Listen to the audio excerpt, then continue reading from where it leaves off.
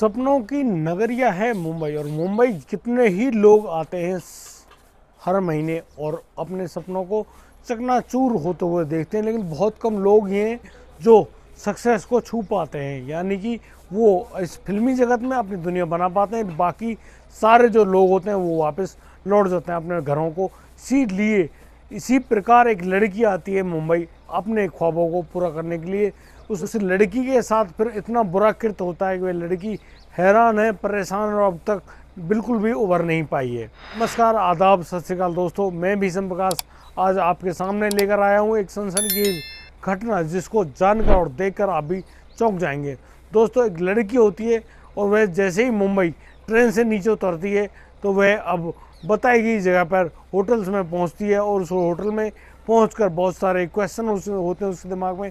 वह बहुत सारे प्रश्नों को दिमाग में लिए हुए आगे बढ़ जाती है और उसको लगता है कि अब उसके सपने यहाँ पर पूरे हो जाएंगे। करीब 6 दिन वह मुंबई में रहती है और भांति भांति प्रकार के लोगों से मिलती है, और वे सभी लोग उस लड़की को इस प्रकार से बताते हैं, डराते हैं, धमकाते हैं, यानी कि उसको ऐसे हालात बताते हैं कि बेटी तुम अकेली हो, यहाँ पर किसी भी प्रकार से सक्सेस नहीं हो पाओगी, तुम्हें कोई कामयाबी नहीं मिलेगी, यहाँ ये फिल्मी जगत सिर्फ दिखावे का है, यहाँ पर कोई तुम्हारी असमत को लूट लेगा, तुम्हारी इज्जत के साथ खिलवाड़ करेगा और तुम्हें एक ना एक दिन यहाँ से बेइज्जत होकर लौटना पड़ेगा। और फिर वह लड़की उन सभी लोगों की बताई गई जानकारी को अपने दिमाग में रख लेती है और उसको परेशानी होती है।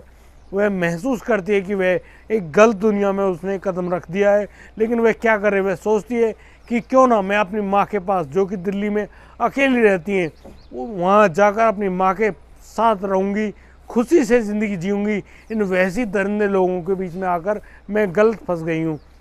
फिर वह मुंबई के उस रेलवे स्टेशन से लौट जाने का, ट्रेन का आने का इंतज़ार कर रही होती है, और वहाँ से लौट जाने के लिए खड़ी हुई होती है इंतज़ार में उस ट्रेन का।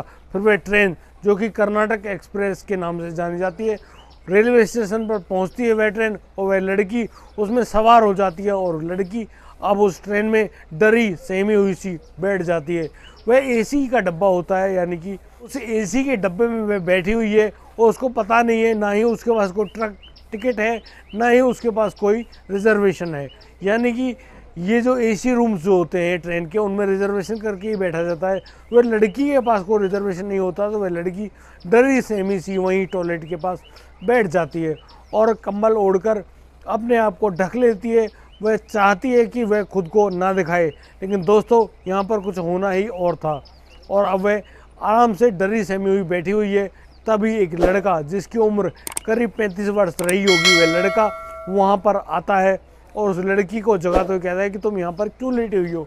दोस्तों, रात के करीब 10-11 बज चुके थे और वह लड़का उस लड़की को बोलता है कि यदि तुम इस एसी डब्बे में रहीं तो यहाँ पर तुम्हारा जो चालान कटेगा, यानी जो टीटी जो तुम्हारा चालान काटेगा वो बहुत महंगा काटेगा, तुमको बहुत ज़्यादा पैसे देने पड़ेंगे।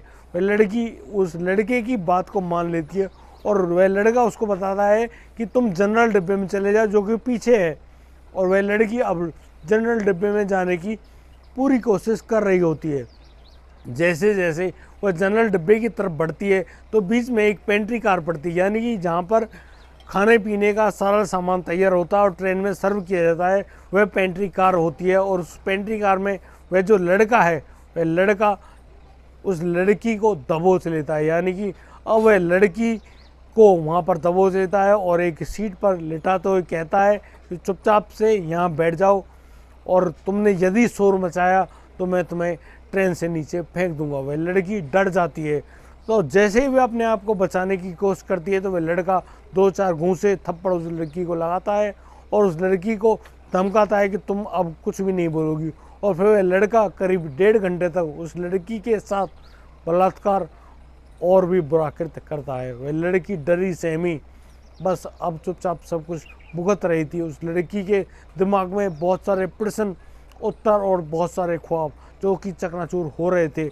यह जो जगह थी, यह इटारसी से जैसे ही हरदह रेलवे स्टेशन के बीच में जो जगह होती है वहाँ पर एक कृत्य हुआ, और जैसे ही वह लड़की भोपाल रेलवे स्टेशन ट्रेन के साथ पहुँची, वह जब वह ट्रेन जब भोपाल रेलवे स्टेशन पहुंची तो वहां जाकर वह लड़की उस ट्रेन से नीचे उतरती है और सीधी जाती है जीआरपी पुलिस थाने के पास, जो कि हर रेलवे स्टेशन पर मौजूद है। उस रेलवे स्टेशन के जीआरपी थाने में जाकर जैसे ही वह लड़की इस बात को बताती है तो पूरी जो पुलिस टीम है वह तुरंत तैनात, हड़कंप मच जाता है, तैनात हो जाती है और ट्रेन के सभी उस लड़की के द्वारा बताए गए नीले रंग की ड्रेस कमीज पहने हुए जितने भी लोग होते हैं, यानी कि पेंट्री कार के वेंडर्स होते हैं, उन सभी को ट्रेन से नीचे उतार दिया जाता है और उनको ले जाकर थाने में बंद कर दिया जाता है। दोस्तों, वह जो लड़का था, जिस लड़के ने उस लड़की के साथ यह बुरा कृत्य किया था, उन 20 लड़कों में वह लड़का नहीं था। तो लड़की उन लड़कों में से उस लड़के को पहचानने से इनकार कर देती है। दोस्तों, पुलिस और भी परेशान है कि वह गया तो गया कहाँ, ट्रेन से, चलती हुई ट्रेन से वह कूद तो नहीं सकता और ट्रेन कहीं बीच में रुकी भी नहीं है। दोस्तों, पुलिस अब और गहराई से छानबीन करती है तो वह पाती है कि जो ट्रेन के अंदर डीप फ्रीजर था, उस डीप फ्रीजर में एक लड़का छुपा हुआ बैठा है। उस लड़के को बाहर निकाला जाता है और उस लड़के की जब पहचान कराई जाती है उस लड़की से, तो वह लड़की पहचान लेती है और कहती है कि यह वही लड़का है। उस लड़के की पहचान भूपेंद्र तोमर के नाम से होती है और वह लड़का अब पुलिस के हत्थे चढ़ चुका था। पुलिस उस लड़के को गिरफ्तार कर ले जाती है और फिर उसको कोर्ट के सामने पेश करके बहुत सारी गंभीर धाराएं लगाकर उसको जेल के अंदर भेज दिया जाता है। उस लड़की की बहुत सारी काउंसलिंग कराई जाती है, ढंग से समझाया जाता है, बहुत सारी बातें कराई जाती है। उसके मन में जो डर और भय बैठ गया था, उस भय को दूर करने की बहुत ज़्यादा कोशिश की जा रही होती है, लेकिन उस लड़की के साथ जो ये बुरा कृत्य हुआ है, उस लड़की के दिमाग से वह भय नहीं छूट रहा था। वो बड़ी परेशान थी, हैरान थी कि उसके साथ आखिर ऐसा क्यों हुआ। पहले तो वह मुंबई जैसी सिटी से खुद को बचाकर यहाँ लेकर आए और अब इन दरिंदों ने उसको ट्रेन में भी नहीं बख्शा। आखिर इस देश में एक लड़की जाति को कभी सुरक्षा मुहैया हो पाएगी। दोस्तों, उस लड़की को काफ़ी डॉक्टर्स और पुलिस द्वारा काउंसलिंग कराई जा रही है, उसको समझाया जा रहा है बहुत सारी बातें, और उसको अब अपनी माँ के पास छोड़ दिया गया है। वह अपनी माँ के पास दिल्ली में रह रही है।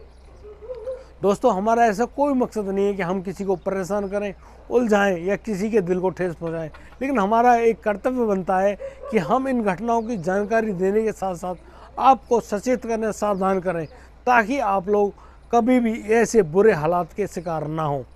यह बेहद ही शर्मनाक घटना है, लेकिन दोस्तों, आप अपने बच्चों को और अपने परिवार को इसी प्रकार से संभालते रहें, उनको बचाते रहें, ताकि उनके साथ इस प्रकार की कोई भी घटना घटित ना होने पाए।